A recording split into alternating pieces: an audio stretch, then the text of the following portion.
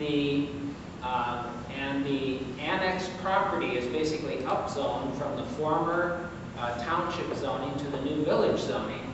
Any of those units, those dwelling units that occur as a result of that upzoning are treated as bonus units and are subject to their TDR requirements.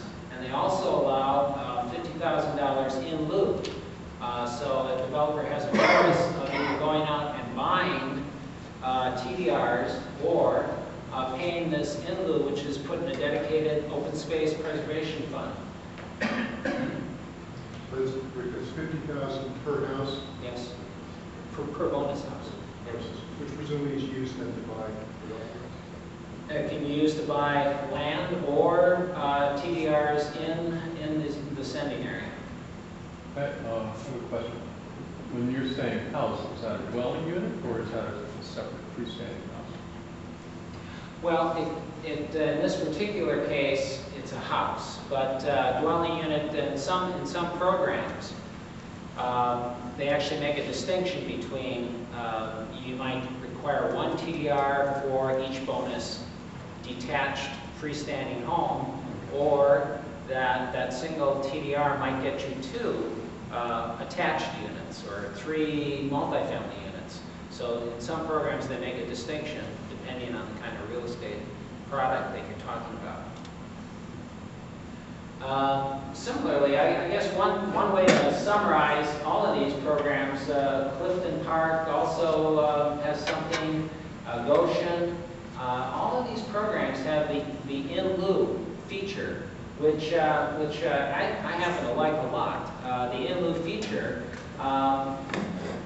basically it relieves developers of that anxiety of saying, wait a minute, the only way I can get above baseline is I have to go out and negotiate this price, and some of them simply don't want to do that or foresee that there will be problems.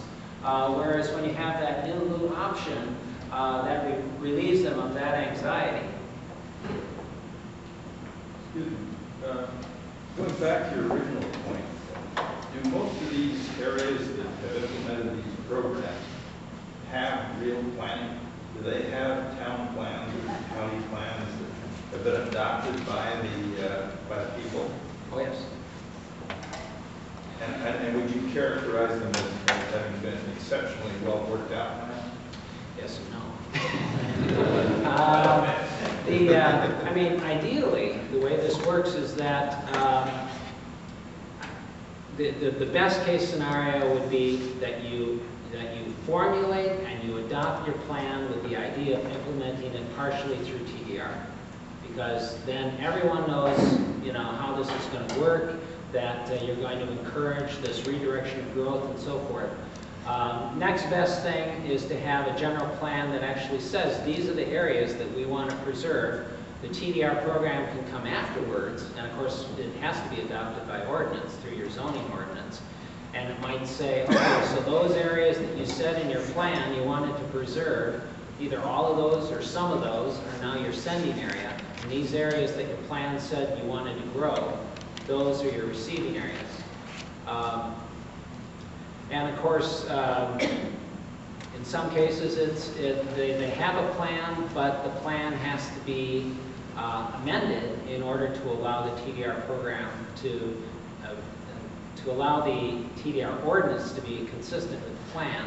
The plan sometimes has to be adjusted. Let's say you, in the course of creating your TDR ordinance, you said, well, here's the ideal receiving areas right there, and the plan doesn't jive with that. Well, the proper course of action and the required course of action in many states would be those things have to be consistent.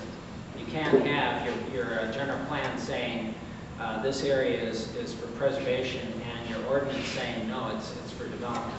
So you have to amend that.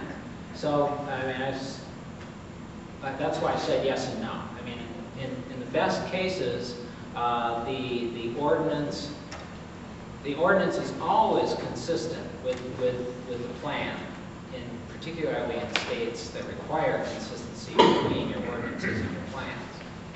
And the best case scenario is the plan actually anticipates implementation through a TDR ordinance. I guess the follow-on question then is, what motivates the zoning folks to stop dealing with noise abatement on generators for 400 different transactions and address something that actually relates to forward planning?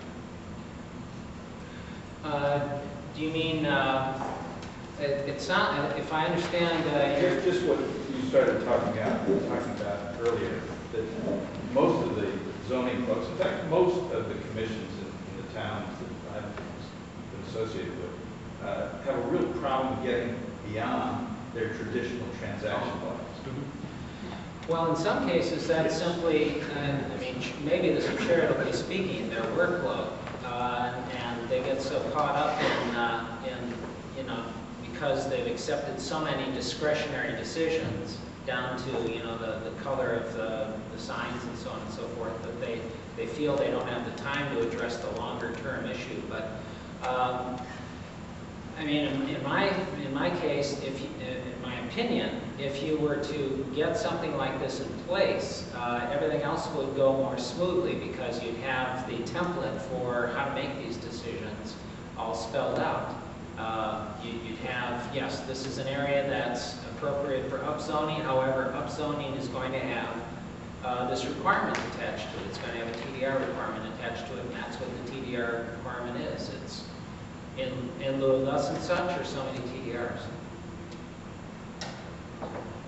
To ask Phil's question another way, in the communities that you survey, what's the percentage, or to what extent do you commonly find that there is a professional involved in the structuring and the implementation of the program, a staff member, a paid member? Making that comment here because we're dealing with 99% of the communities have no professional staff, ongoing staff. Oh, I see.